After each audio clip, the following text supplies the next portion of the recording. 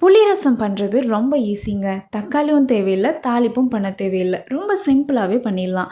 இதுக்கு வெதுவெதுப்பான தண்ணியில் ஒரு பெரிய லெமன் சைஸ் அளவுக்கு புளி எடுத்து கரைச்சிக்கோங்க. கரைச்சி அந்த சக்கையை ரிமூவ் பண்ணதுக்கப்புறமா கொத்தமல்லி சேர்த்து அந்த தண்ணி கூடவே கரைச்சிக்கலாம்.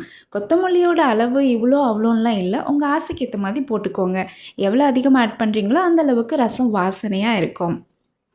இப்போ இதில் காரத்துக்கு ஒரு 3 பச்சை மிளகாவை கையிலேயே நசுக்கி சேர்த்துக்கலாம். அது கூடவே ஒரு 2 எனக்கு கருவேப்பிலையை உருகி அப்படியே கையோடு நசுக்கி அது கூட கரைச்சிக்கோங்க.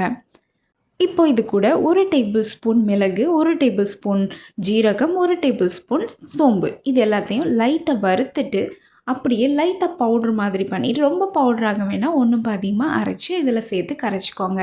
இதுவே உங்கள்கிட்ட பவுடர் இருக்குது ஆல்ரெடி பெப்பர் பவுடர், சோம்பு பவுடர், ஜீரக பவுடர் இருக்குன்னா அது எல்லாத்தையும் ஒரு ஸ்பூன் போட்டுக்கோங்க, அவ்வளோதான்.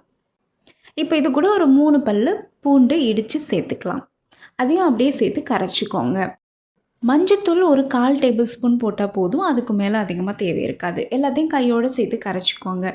இது ரொம்ப சக்கையாக இருக்குது அப்படின்றதெல்லாம் யோசிக்க வேணாம். ஏன்னா இப்படி இருந்தால் தான் நமக்கு ரசம் டேஸ்ட்டாக இருக்கும். இதுவே நீங்கள் எல்லாத்தையும் அரைச்சி போட்டிங்கன்னா சுத்தமாக டேஸ்ட் மாறி போயிடும். ஸோ இது மாதிரி பண்ணுறது தான் நல்லது.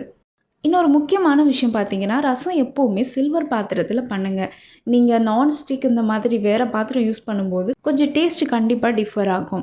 ஸோ சில்வர் பாத்திரத்தில் பண்ணும்போது மேக்ஸிமம் டேஸ்ட் நமக்கு கிடைக்கும். இப்போது இதை அப்படியே மிக்ஸ் பண்ணிவிட்டு தேவையான அளவு உப்பு போட்டு அப்படியே தூக்கி அடுப்பில் வச்சு 10 நிமிஷத்துக்கு மூடி போட்டு நம்ம கொதிக்க விடலாம். ரசம் எப்பவும் கொதிக்கக்கூடாதுன்னு சொல்லுவாங்க, ஆனால் இந்த ரசத்துக்கு நம்ம கொதிக்க விடணும். நல்லா 10 நிமிஷம் கொதிக்கும் போது தான் இதில் உள்ள எசன்ஸ் எல்லாம் இறங்கி நமக்கு ரசம் நல்லா டேஸ்ட்டாக வரும். அவ்வளோதாங்க, சிம்பிளாக தக்காளியும் இல்லாமல் தாளிப்பும் இல்லாமல் எப்போ வேணாலும் பண்ணக்கூடிய நம்மளோட புளி ரசம் ரெடி. கண்டிப்பாக நீங்களும் ட்ரை பண்ணிவிட்டு எப்படி இருந்ததுன்னு கமெண்ட்டில் சொல்லுங்கள்.